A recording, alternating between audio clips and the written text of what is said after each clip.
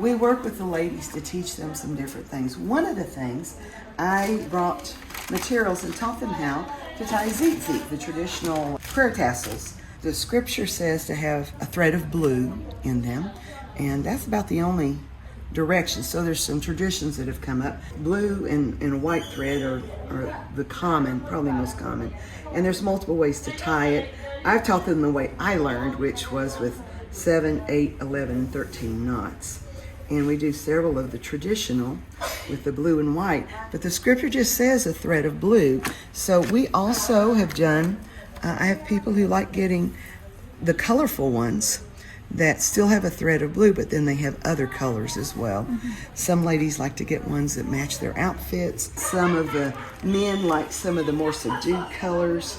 And this has been a way to help them raise money. I was blessed there. I had a friend whose friend's mother had passed away. She used to do beads and jewelry. And as a result, she had this huge collection of different size beads and such. Well, the ladies make the paper bead necklaces. They make the beads themselves, but then they just string them. And so with these, they use these little items as spacers between the beads. And they've made some really beautiful jewelry. We'll be making a little bit more of that. They focus kind of on baskets this time. The way we do this, I take this back, and I've been sharing it mostly when I speak at conferences and churches. And we've been doing it solely on a donation basis. People say, how much? I said, whatever God tells you. And I've had one little girl, she had like $1.87. I said, can I get one? I just really want. I said, that's fine. And then I've had people that have given me $50 for a necklace. You know, it's just whatever the Lord tells them to. And what we do with the proceeds from that, from the profits of that, 50% of it goes to the ladies. 20% of it gets set aside to buy more materials, so seed money so we can help buy the materials. And then 30% goes to the Benji, but part of that is when the ladies come in from the villages, we pay their transport to come in. So that 30% mostly goes to the ladies to get them wherever I'm staying. We bring the ladies here, and they have a craft day. And we've got you can see the first group of ladies out there starting working on the baskets. Let me show you some of the baskets. Some of them are just learning. Some of them have done baskets before, but they weave these. They're from papyrus. Some of them have dyed fibers, and then we also have some that are natural. But they do these patterns, and they work on them. And this was like a little first one, a little practice one. But it's a cute little basket. It has a lid to it. And I'll bring that back. Here's another one with a handle. These make like a little candy basket. And they're in different ones. So they do different ones. Some of them do larger ones and such.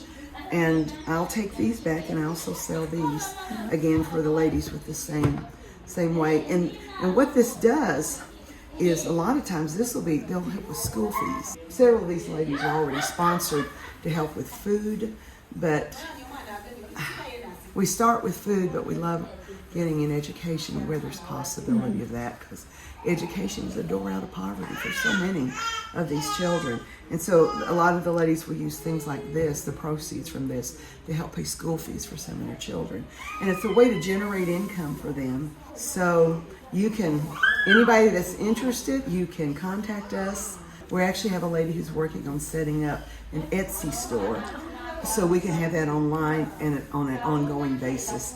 So if you will, watch the Benji Ministry Facebook page, and we'll be announcing that. Hopefully with these things, when I come back, we'll be able to share on the Etsy page, and we have other things there. And are these specifically widows? Some of them are. Some of them have abandoned, and then some of them just have husbands who don't do much, but they come regularly to our worship service, so they're welcome. Like Regina, that she met, has a husband, but they're very poor, and she uses this to help pay school fees for her children. Excellent. Well, it's just beautiful, just gorgeous, and these are so strong you can't even bend them. Yeah, they're strong. Very sturdy. Yeah. Yeah. So when the ladies come here, they sit here and you hear them. They're just chattering away, and I always cook lunch for them, and we serve them lunch, which they find is a thrill, because usually the white people they meet expect to be served. Yes. But we want to be the hands and feet Yes, of of Yeshua, Yeshua. of Jesus. So I enjoy cooking for them and providing a meal for them each week. And so we send them home with a full tummy at the end. And we have ladies coming in from the villages now that actually Eric is going to pick up. Yeah. So we'll have some more here. And they'll work here all day. Wonderful.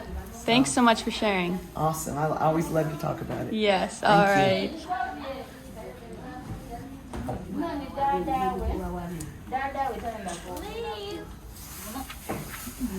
Hello. So beautiful.